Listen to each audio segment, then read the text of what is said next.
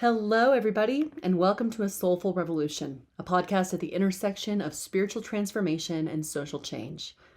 I'm your host, Lauren Grubaugh Thomas, a priest, writer, spouse, and twin mama living in Colorado on Arapaho and Cheyenne homelands. And I'm Hannah Curtis, your new podcast co-host, mother, connector, integrator, and perpetual student. We're glad you're here. Every episode, we plan to feature a conversation with a soulful revolutionary, someone whose commitment to justice is nourished by their spiritual beliefs, values, and practice, and whose approach to spirituality is clarified by their courageous engagement in the world. Our guest today is Cara Meredith. Cara is a sought-after speaker, writer, and public theologian. She's passionate about issues of justice, race, and privilege, and holds a Master of Theology from Fuller Seminary. She's also a postulant for holy orders in the Episcopal Church. She's the author of 2 books, and we're here to talk with her today about her recently released book, Church Camp. We are so glad to have you on the show today, Cara. Welcome. Welcome. Thank you. So glad to be with you. This is the first time that I get to do this part of the introduction. So, on behalf of the podcast, we always begin with a question about how social change and spiritual transformation intersect. What's moving in your spirit these days, and how is it shaping the way that you show up in the work of change? I'd love to know what feels particularly soulful or revolutionary for you these days. Woo! I feel like I am hunkering down with my neighbors in a way that I never have before. The house that we live in now, we live on the West Coast in California. We've been in our house for just over 4 years, and 4 years is, if you're able to be in the same place, I would say at least for 3 years, but 4 years, you really start to get to know the place intimately. You know the cracks in the sidewalk, you know the curtains that hang from people's blinds.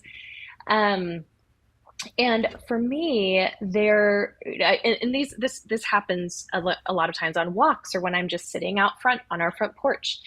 But there is a growing awareness and getting to knownness of my neighbors, and it's been beautiful.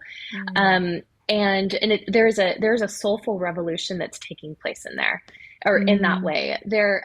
I've had more than one neighbor say to me, I think we need each other now more than ever before. Ooh. And they're referring to what's happening in our country today. And regardless of where people stand on that, the reality is that there is a lot happening in our world. And I think whether folks are turning inward and finding one another, literally their neighbors, in response to that, in response to the overwhelm of the media, in response to just realizing that they need humans in a way that I think the pandemic stole from us for a little bit of time. Yeah. It's been really beautiful to see. So yesterday I was cleaning the front room. I have two boys, 11 and 13, and they're not exactly the cleanest humans in America. So I'm cleaning the front room and I look down and I see this piece of paper and I was like, is this a homework assignment? No, it was a note from a neighbor. They had slipped it through. We have like a little, our mail slot is just right by our front door. So they had slipped it through the mail slot and it just got pushed to the side. But a couple weeks ago, I had put a bunch of green tomatoes out front, which I could have made fried green tomatoes myself. But I thought, you know what? There are probably some neighbors who want to eat some green tomatoes, who will fry these tomatoes up and or who could make, there's a lot of things you can make with green tomatoes. But there was a thank you note from Dot and Cora. Whoa. And they even left their address, which was 2 blocks away from me. And I'm not going to say their address on air, obviously. But I had some more green tomatoes that had fallen. We're really late in the season this year. And along with a handful of other tomatoes that are ripe now. And so I just thought, I'm going to go down and see who Dot and Cora are. I'm going to go bring them a plate full of tomatoes, green, ripe and unripe. And And we did. My older son and I walked the dogs down, and we did that yesterday. And it was just this beautiful moment. And Dot, she's this older woman, and she said, I knew we should leave a thank you note. Cora, that's her sister. And Cora said, she's getting her amens and her mm-hms on because they're getting more green tomatoes. But we were touching base, and we were meeting, and we were Yeah. being with one another. And there was just this holy intersection of resistance also. We are Mm. resisting a world that is telling us to be apart and to be independent and to do our own thing. And instead, we're leaning into one another. And I've got more Mm. tomatoes than I know what to do with the 15 plants that are growing in my little urban backyard. But Dot and Cora can have a plate full of them, and they can make those fried green tomatoes for breakfast, and we can be who we need to be with one another. So it Amen. has been a gift, and I think that is what I am leaning into and learning right now. Mm. What an exquisite moment of connection. That is so Yeah. beautiful, just in the small, Yeah. ordinary things. And that's a great Mm-hmm. segue to the first question I wanted to ask you about the book, because there are so many ways in which camp is its own subculture. And you talk about this in the Mm-hmm. book. And for our audience that is from a wide array of spiritual and faith backgrounds, there may not be a real clarity for a lot of folks about this particular subculture of camp.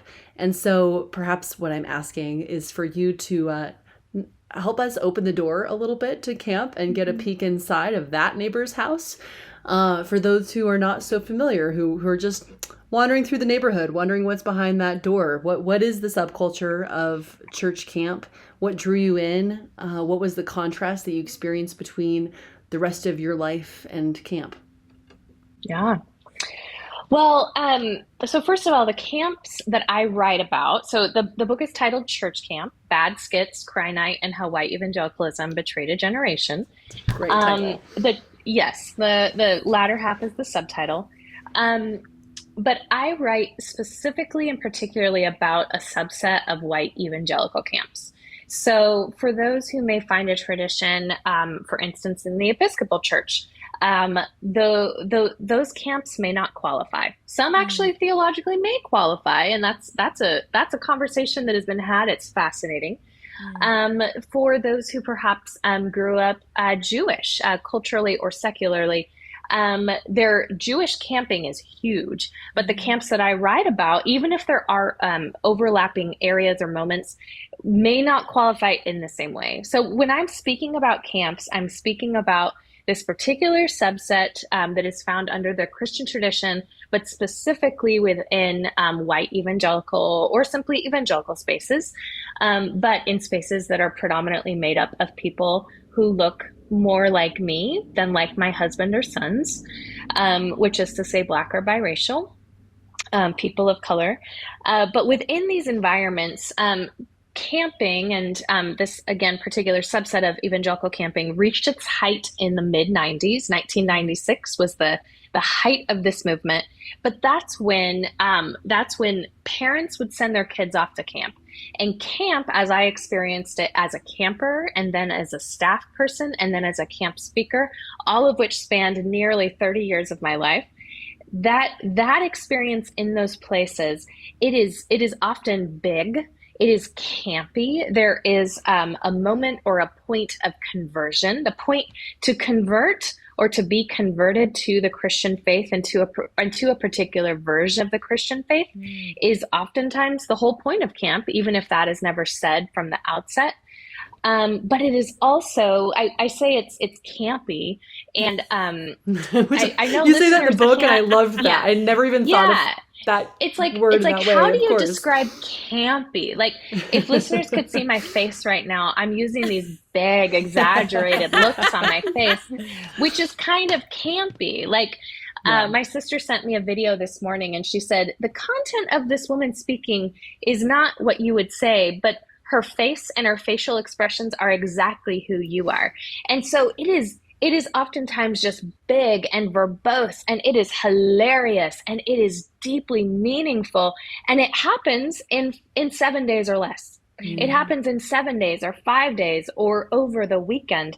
But it often mimics and mirrors white evangelical culture as a whole. So if we were talking before, so if folks grew up, for instance, in a Southern Baptist environment, there would be many similarities between these environments. But this was often a time and a place of getting away in nature, even if some were very remote, some were very luxurious, but it was getting away in nature to be with or to experience God, to know God, perhaps for the first time. So, Cara, something that I really wanted to note was the unique way that you chose to lay out the book. And so for those who have not yet purchased the book, which I encourage you to look into if you have any interest at all on this topic, because you brought such unique perspective and framing. For those who have not yet seen it, can you explain a little about how you laid out the book and why you chose to do so? Yeah. So as a writer, and a writer is my part-time job, so I do other things. But as a writer, I oftentimes say that if I can just have the container, I know where to go. So I'm not always good at laying out like some writers are really good at being like, oh, here we go. Like, here's the table of contents I'm going to follow. But if I can have the container, it just makes me able to insert whatever I need to into that bucket, that container bucket.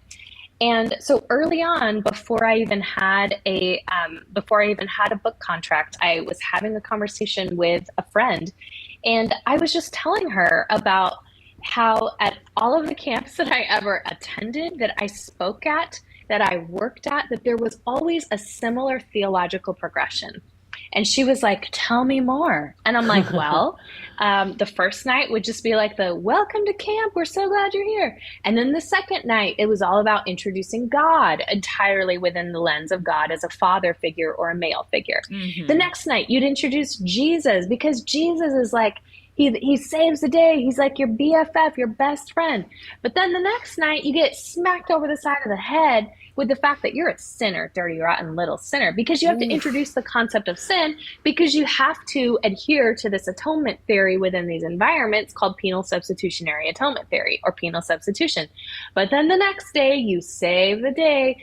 Jesus came up with the answer. You know, God sent Jesus to die on the cross, and all of a sudden that sin that would have separated you from God, all of a sudden it's gone. So now you can be with God forever because of what Jesus did on the cross.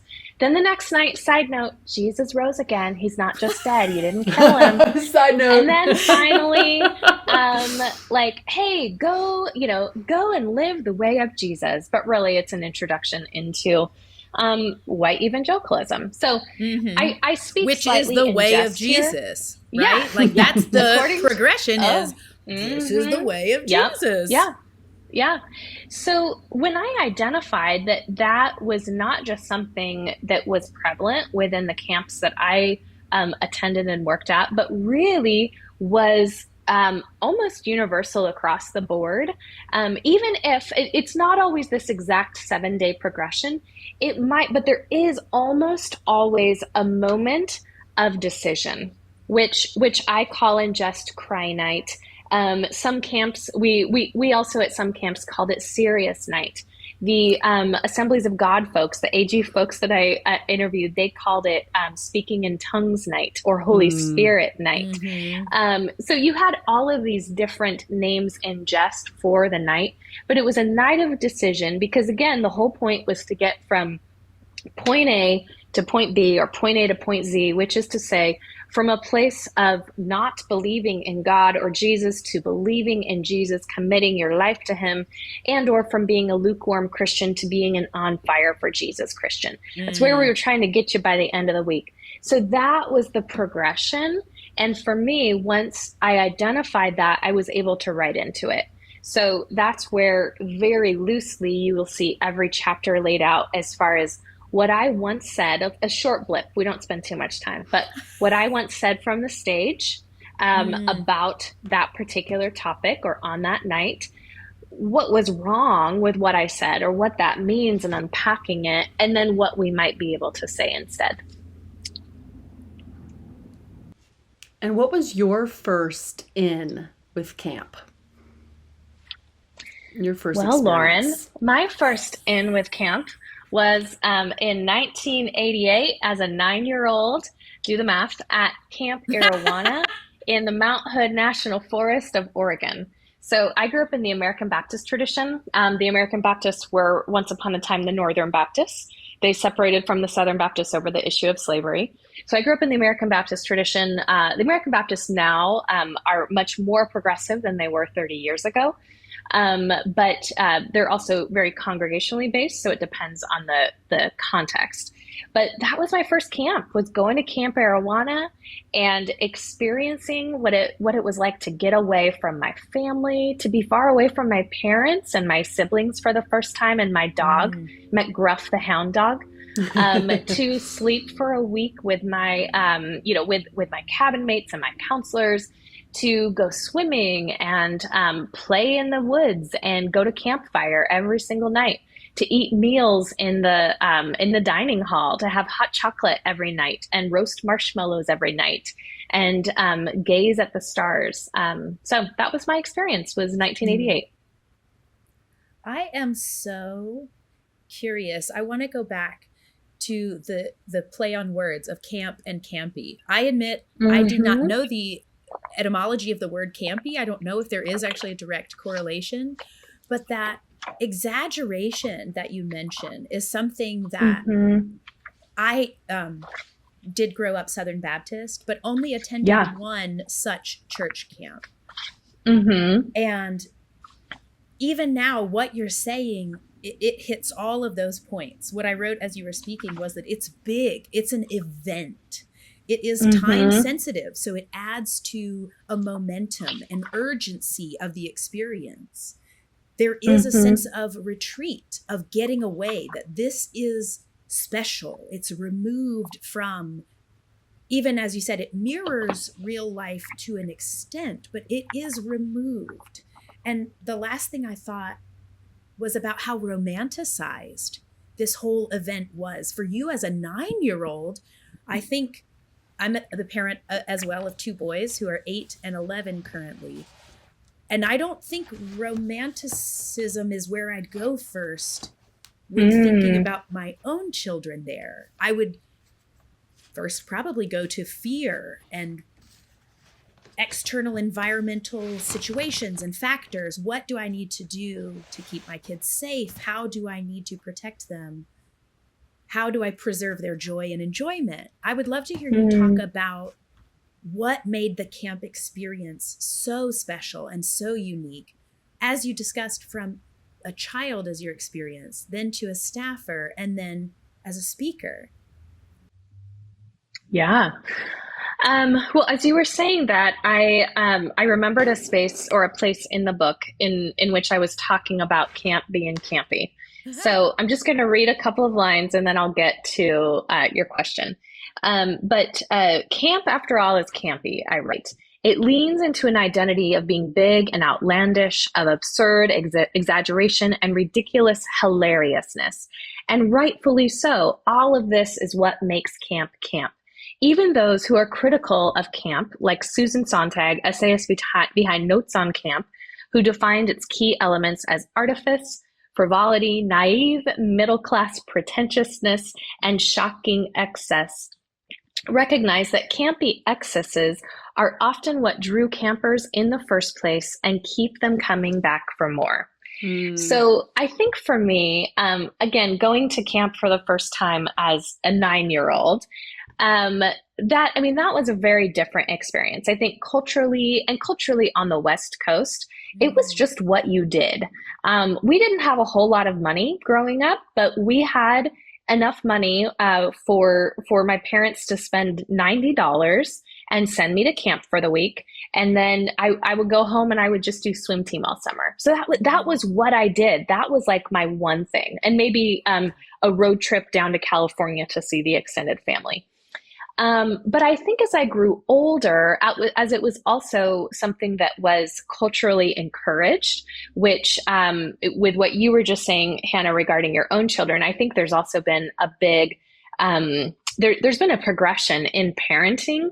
And so parents now, including myself, are not sending their kids to camp in the same way that parents were sending kids to camp in the 80s and 90s, which, I mean, that's a whole different conversation, especially for those in the camping environments that are hoping to continue to grow their numbers when culturally there is a clash. And people don't feel safe sending their kids to camp, or it's just not what families do, or they're busy with other stuff.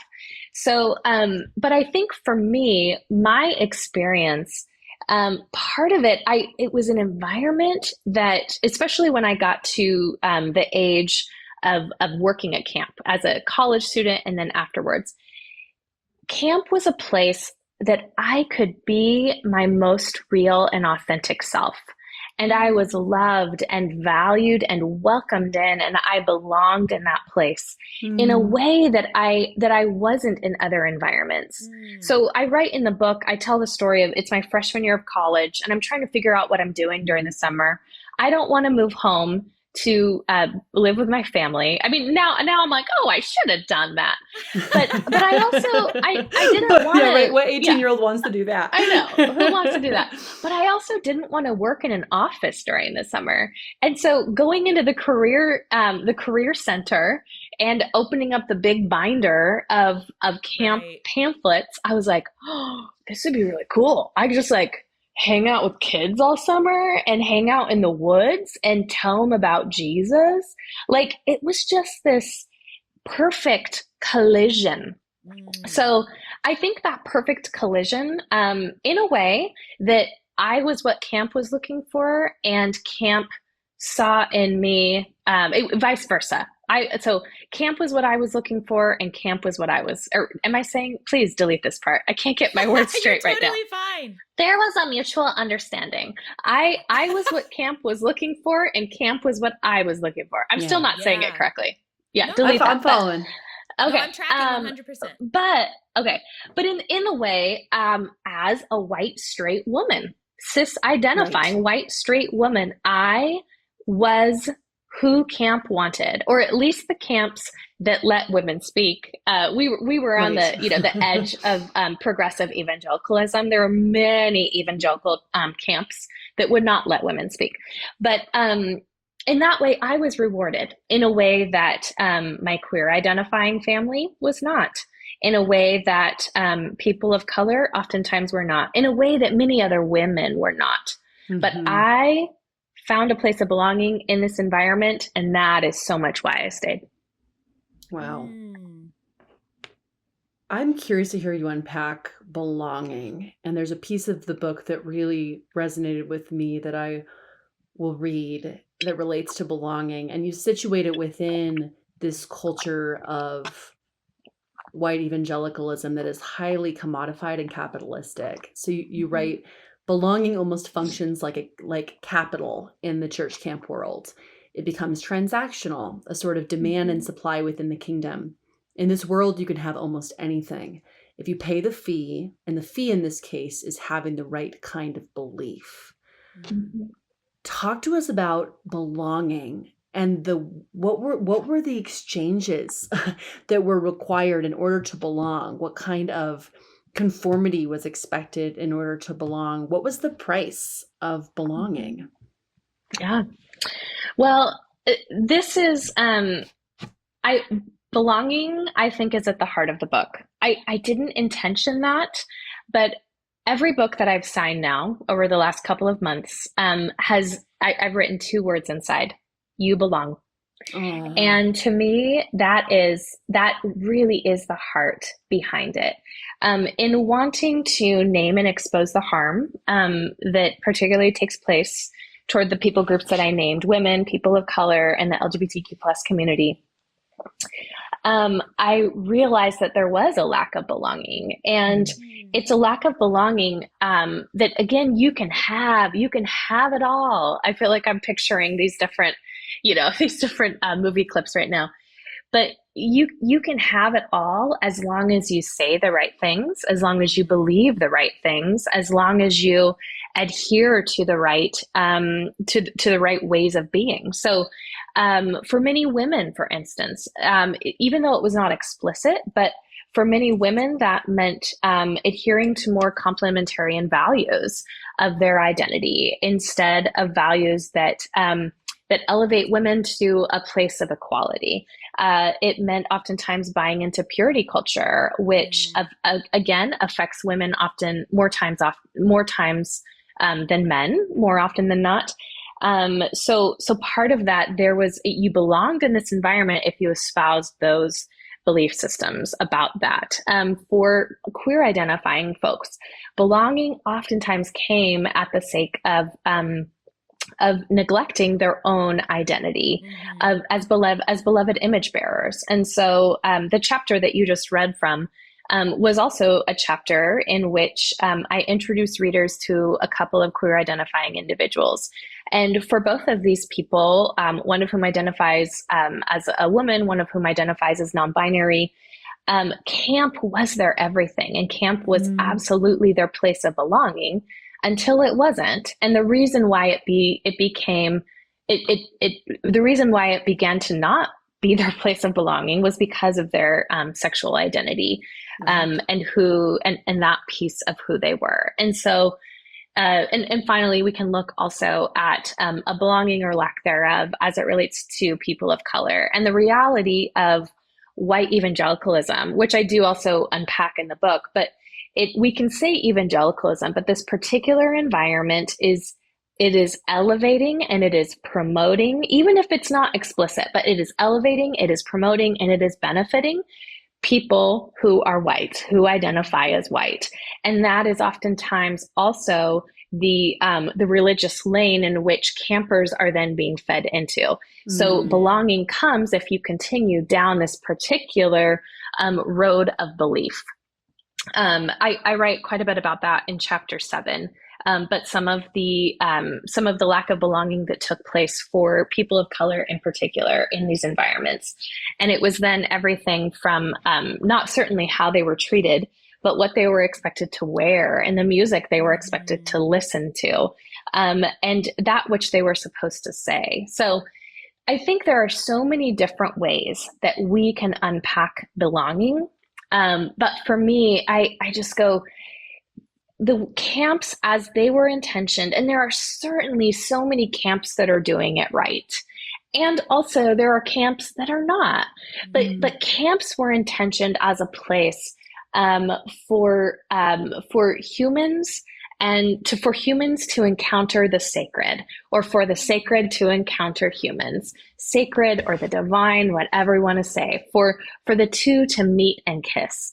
And to me, when I hear that, I just go, if this is the intention, then what does it mean to simply welcome people into a spot, into a place, and say, you belong? Start and end of story. It makes me want to stand on the stage and just be like Oprah. Not that I have all the money in the world, but just to be up there, and it's like I'm throwing them cars, but instead I'm like, you belong, and you belong, and you belong.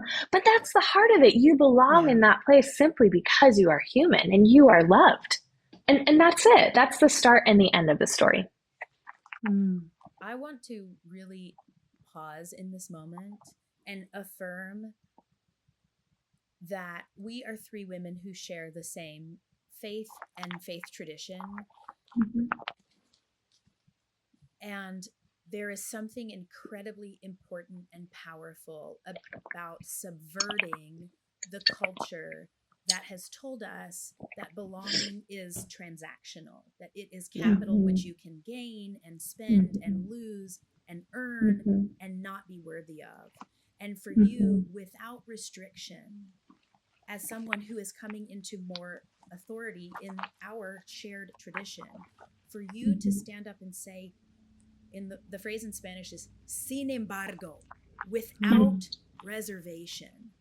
I don't even need to know you to know that you belong. That is so radical. It is so subversive, and it is so important. It gives me chills to think about the exchange of power, what it would mean as a woman to hear another woman say that if I were experiencing church harm, which is something you really address and wrestle with and offer healing toward in the book, that is incredible.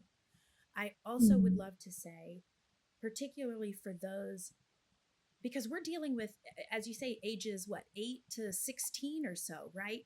This is such a precious time when we speak about belonging and identity, particularly for our queer siblings for whom this might not be a realized part of their identity yet, that outsiders might be putting onto them a mantle that they are not ready to claim, that they need help and encouragement and nurturing in. And I love that you have stepped into that space as a healer. Like, so that's I just wanted to pause there before we go any further and say, wow. I receive that. Thank you. I'm going to have to really bring that energy into my practice. And I'm going to ask myself, where can I offer belonging, particularly in places where it has been weaponized and commoditized? And I also want to name that there's a grief in that, because you named that that was an attraction for you. It was a sense that you felt securely as a child and as a camper, and that there's grief in the transition from, especially we are 3 white women, as white women, to stand comfortably in a space before you realize, oh, wait a second, this is not a space for everyone. That there's grief in that and processing in that as well. If either of you have anything more to say on that notion, I welcome it, certainly. But I just wanted to name what was really rising for me too.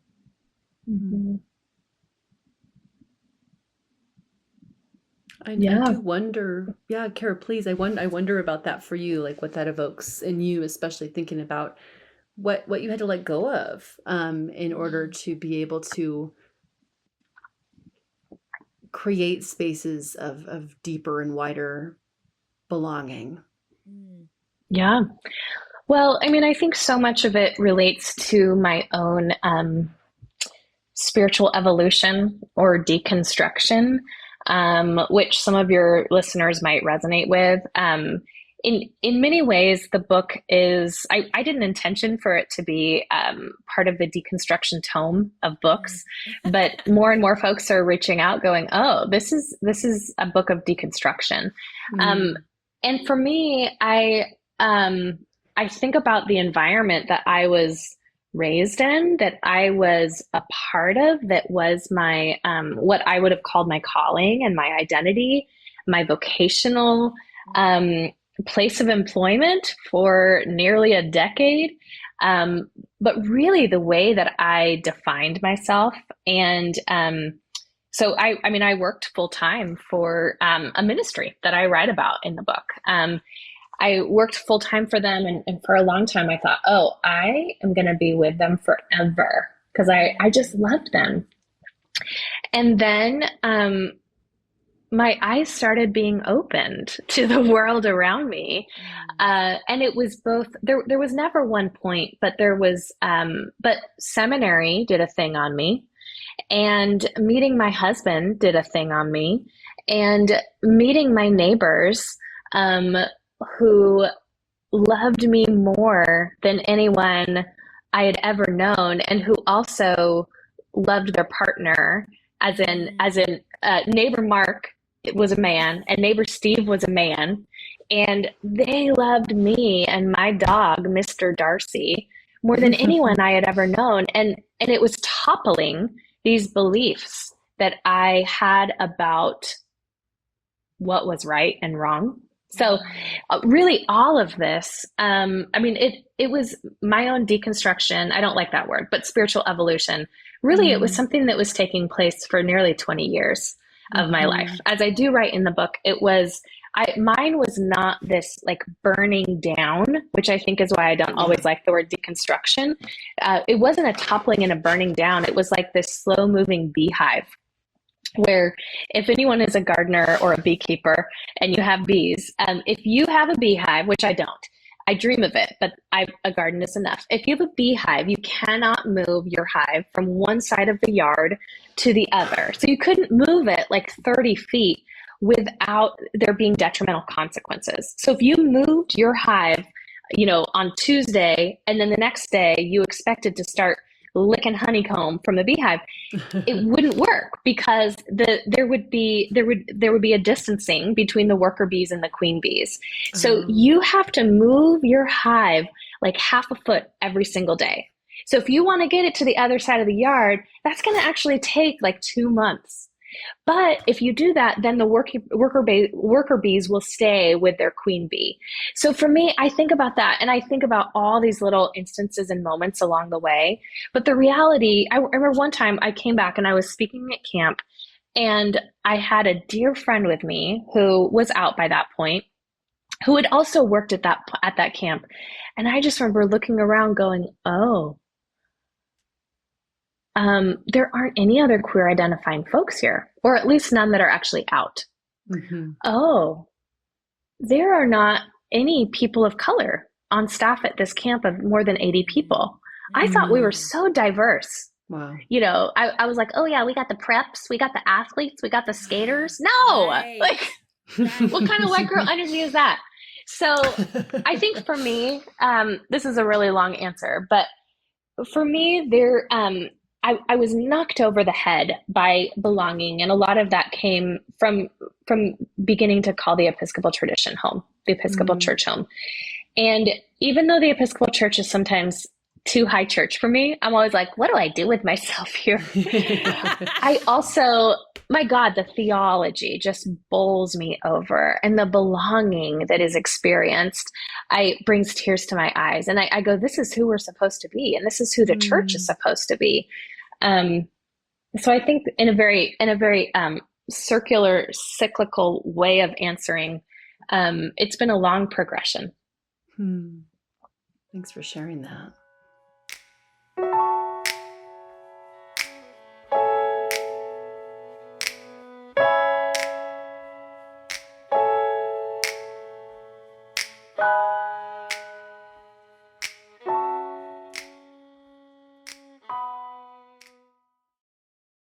Hi, listener. Hannah here. I wanted to offer a moment to pause partway through our conversation. If you will, join me in a bit of a guided meditation, just to check in for our bodies and spirits.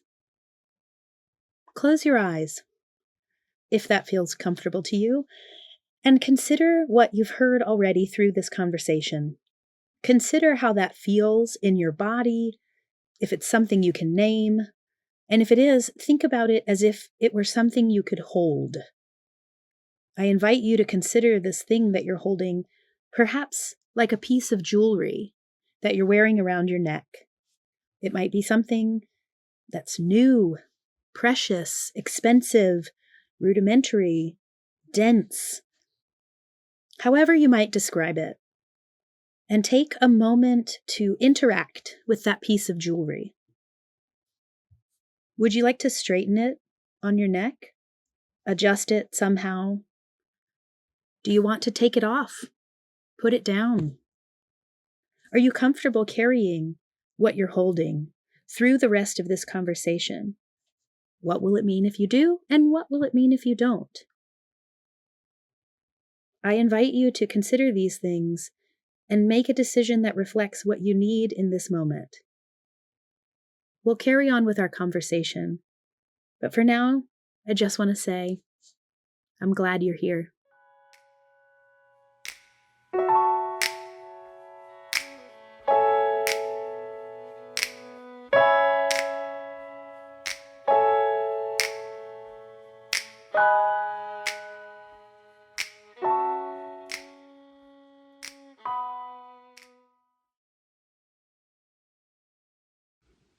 I love the image of what you said is the queen bee, right? The queen bee has to be in the hive, and everything that orients around that has to be on board for us to make this move. And what I'm hearing in what you're saying is the truth of belonging was a part of the hive that you could not divorce yourself from. Mm-hmm. So my Yeah. attachment and understanding is to the truth that camp taught, in this scenario, me, right? For you to say, camp taught me that belonging is good and right and true. I have not moved from that orientation, but I realize that now my surroundings don't match what I know to be true. I would love to hear you talk about, what does the best version of camp look like for you now? Is there one? Does it exist in reality or in your mind? Is it possible? Oh, I think it's absolutely possible. I think it does exist. Again, I think there are camps that are doing it right. I also sometimes think that there are a lot of sacred cows in camps, and or that exist in institutions, that people really don't want to get rid of, and that's part of the resistance of change. A sacred cow, by which you mean some sort of distraction that we are idolizing in favor of addressing the real, authentic, true. Is that what I'm hearing? Yeah, I believe we may have emailed a little bit about this, and I know we're probably going to get to it, but I had an article that ran, well, it wasn't my article, a book review about my book that ran in late June. I'm not sure when we are releasing this, but it was from the Evangelical flagship publication, and it was a scathing review of the book. And the reality is that I it actually was not a very bad thing.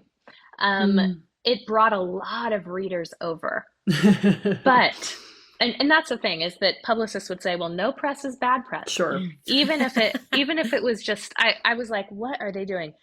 I would argue that the writer of the article and the readers who vehemently opposed me and agreed with her did so because of the sacred cow that exists about camp to them. So camp, maybe even more so in a way that the church sometimes is not, although the church certainly is a part of this. But camp, because it is a place we go to, because it is oftentimes a sacred place, and there's another word for sacred, but it might be some place we only go to once a year. And when we go to that place, we sing the same songs and we experience God in a way, or the sacred, the divine, in a way that we never would experience anywhere else. And so there's almost this, what happens at camp, what happens at camp stays at camp, but like camp becomes this hallowed being of a place. And that, I think, is part of what so much of the pushback has been about, is how dare you attack this place, which is to say my sacred cow of a place in which I meet God and God meets me. And so I think that is somewhat what I'm referring to. Yeah. And now I forget where we just were in our conversation. Well, I want to circle back. Yeah. I want to circle back to the idea of what makes camp, what would be this beautiful example of belonging in camp. And so I want to get us there, down the rabbit trail and back around. So you mentioned the idea that people hold this space as being a really sacred space. And a lot of what you write about in the book is the ways in which that space that may be experienced by some as very sacred is not always safe. And that sometimes both things are true at once. There may be a deep sense of sacredness, even as there's a deep level of unsafety.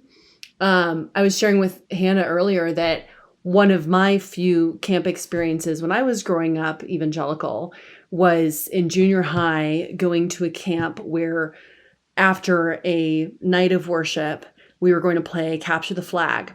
And there were two leaders, including my middle school group youth leader, who dressed up as evil clowns, got a roll of duct tape, and were running around capturing boys and taping them to a wall.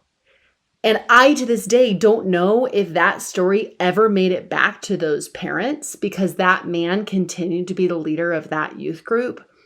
And so the function of this sacred cow, probably even literally, like they may even have told these kids, like, you can't tell your parents what happened here, like, number one indicator of an abuser, Yeah. right? And so I'm curious about, in your much more lengthy and deep experience of camp, how this like sacred cow that is camp often coexists with unsafety, and how those like mutually are symbiotic with each other and kind of play off of each other. And then perhaps if you want to wander back down the rabbit trail to like, what's the antithesis of that? Or like maybe even a better way to say it, what's the antidote to that? And how do we create spaces of safety and sacredness that honor dignity, that honor emotional, physical, sexual, spiritual safety for young people and for everybody who might be involved? Yeah. No, I think you identified it well. You said it very well. Within these spaces, I think there can oftentimes be, and again, there might be a better word than sacred cow, even if I'm the one who said it first, but if I'm the one who said it first, but there can be a point in which tradition, in honor again of doing what we've always done. Um, I did not go deep. I did not research deeply physical and sexual abuse that happens at camp. Mostly because writer Nancy French has done that quite a bit regarding Kanakuk, which is one of the top 5 major camps in the U.S., Christian camps. So she had already done a lot of work on that. So I did not look into that as much, mostly to honor her and her work. A lot more of my research happened by way of the spiritual and emotional manipulation, which many people would call abuse. Mm-hmm. And I interviewed almost 50 people for the book, and it was really interesting, both in the interview process, but now in the book release process, how naming these forms of spiritual and emotional manipulation, how naming them from the stage, however you want to say it, how that is giving way to people opening up about that which they've never opened up before.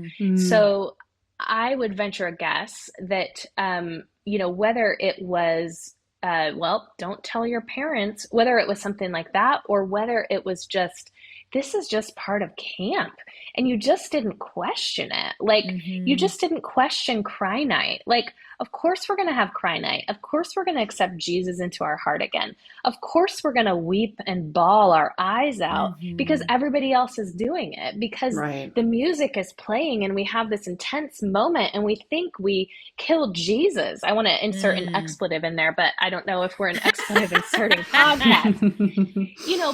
But that's the reality of what children and youth were feeling in these moments. And so naming that has been really, really big, even if a majority of readers are perhaps between 40 and 60 years old and have never named it before. So then, in circling back and in answering the questions, are there places that exist that are helpful and not harmful? Absolutely. Are there camps that are doing it right? Absolutely. I do write about a couple. I do write about a few of those camps in this book, but for me, I also felt like for camps that are under the religious umbrella, and specifically the Christian umbrella, the majority of those are not happening within the evangelical tradition. And I was trying to mostly keep my writing and focus within that. And that is not to distance myself from my evangelical brothers and sisters, but it is also to say, let's examine our theology, because it's not always helping everyone. So one of the things there was one camp I highlighted, which takes place at an ELCA, Evangelical Lutheran Church of America property. They're kind of our, they're kind of our Episcopal siblings. They're like our cousins, siblings, Yeah. cousins, one of the two. Um, but this camp, they welcomed in and they honored every part of a young person's identity. So it was their spiritual identity, but it was also their racial and their cultural identity. It was their sexual identity. It was every single part of who they were. And they said, this is what we are honoring and welcoming in and celebrating. And regardless of how these children identified, whether, you had white kids there who were then digging into their own racial identities, who were learning about the racial identities and the history and the background of their peers of color, in the same way that straight children were learning about the sexual identities of their queer siblings. So it was just this beautiful thing where everyone's story was on the table and it was welcomed in, and it was in this place, again, in which the sacred meets, in which God and humans meet, in which there is maybe a little kiss that happens. I love that verse. I think it's in Romans, which I realize I'm probably getting too churchy right there, but It's um, beautiful. all of a sudden it happened there, and I Mm, think about that. I guess my last story is this. This book started, there were a number of different launching points, but one of the ways that it started was by asking whether or not I could send my own boys to camp. mhm. And in particular to those camps that I spent a lot of time at, and I've landed in my own space, but in an answer to that question. But one of the things that has continued to trip me up is that I do not want my boys who identify as mixed race some days, who identify as black some days, who identify as biracial some days, who are free to identify however they want to identify, regardless of how others identify them. I do not and will not, I refuse to put them in an environment in which their racial identity is stomped out or Yeah. ignored or put to the wayside. And I want them to be honored and celebrated for who they are, because I see and I recognize what a crucial and critical and important part of of who they are. Of how their racial identity is one of the most important parts to them. And I couldn't risk that for them. I so appreciate hearing that, Cara. As I'm a mother of two brown little girls. My husband is Indian Mhm. American. And I think a lot about the spaces that I grew up in where whiteness was assumed and not talked about and not examined. And the ways in which that damaged me, that I'm only just beginning to have language for as an adult, but I didn't as a Mhm. kid. Yeah. And what a disservice it is to a young person who is Mhm. trying to figure out who they are and doesn't have an environment that they're in where they can make sense of the world around them, of Mhm. the wider world where it's so apparent, in this Mhm. case, that race has such an Mhm. outsized role that it plays in Mhm. the way in which people are treated. Um, Mhm. if you're in a space of like spiritual relationships with other people where that's going unexamined, it's such a gaslighting, like it's such a Mhm. confusing experience. And that's what I hear from friends of color who grew up in these white evangelical spaces. So maybe this is also a way of circling back to this question of white evangelicalism. um, I I wonder about the ways in which you began to reckon with race. Like you mentioned, noticing that people were not in the room, that there were not people of color in the room. I wonder, like, what were some of the other cultural markers that became increasingly clear to you over time that would demarcate camp as a specifically white evangelical space? Mhm. Yeah, I mean,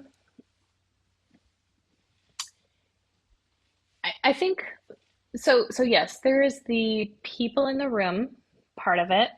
There is the people in positions of leadership part of it. There is the who are we promoting part of it. There are so many different parts of it, and that exists. That exists certainly not just at camps, but within within a variety of environments.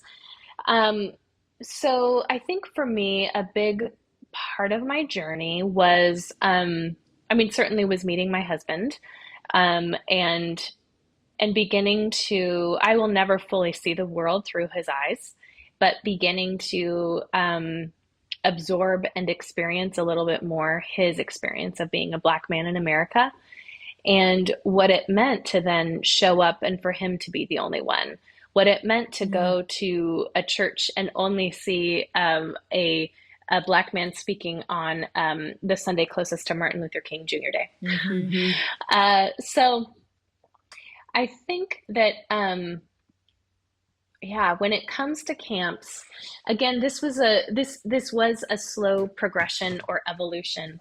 But there was an awareness, and there was an awareness first on my own part, but then with what I was seeing. And so, yeah.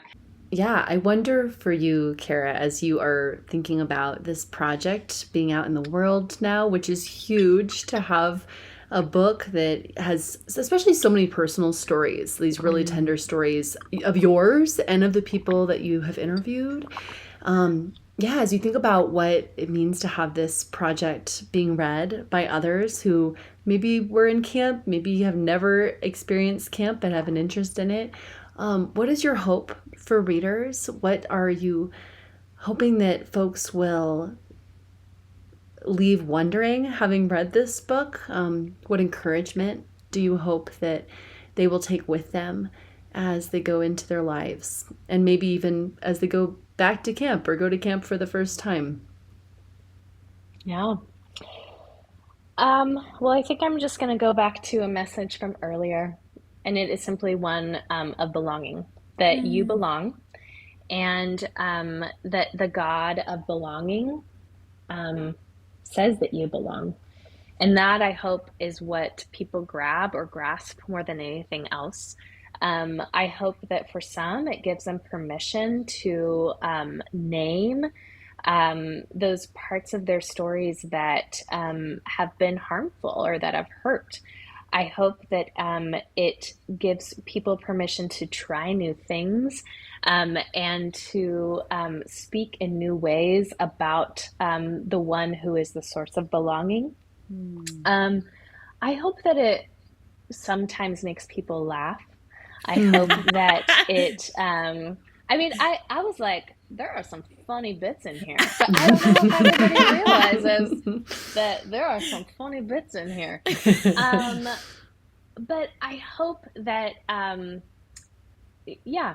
hope that it meets the needs of those who need to realize that they're not alone. They're not alone on their own spiritual journey or spiritual evolution, but that they belong.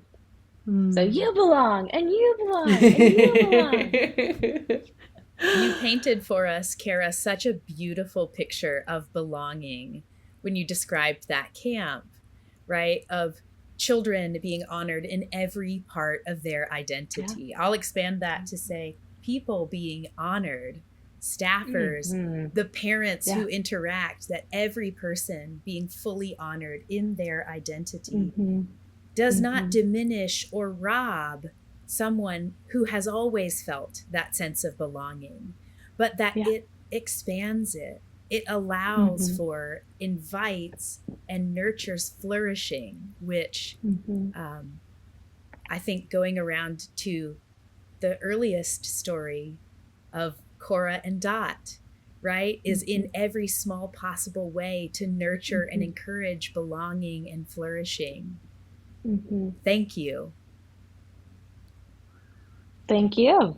Let's do it again. This was so fun. I want to meet you both in person. I can't wait. We'd love to meet you. Yeah, thank you so much, Cara, for being on this show today. It's been a real privilege and joy. And we hope the book does an incredible, transformative work in the world. Absolutely. Thanks so much for listening to this episode of A Soulful Revolution. You'll find links to follow our guests and the resources they shared in the show notes. As always, A Soulful Revolution is entirely made possible by listeners like you. If you like what you heard today, please consider becoming a paid subscriber on Substack or sending us an appreciative gift on Buy Me a Coffee. Your solidarity helps us to bring more conversations like this into the world, and we're grateful. Our theme music was created by Richard Ashe, Andy McGantz, and Ben Schreiber, with production by Richard Ashe for Plus Ultra Audio. A Soulful Revolution is produced by Stephanie Whitehouse of SPW Design Media. We'll see you next time, Soulful Revolutionaries.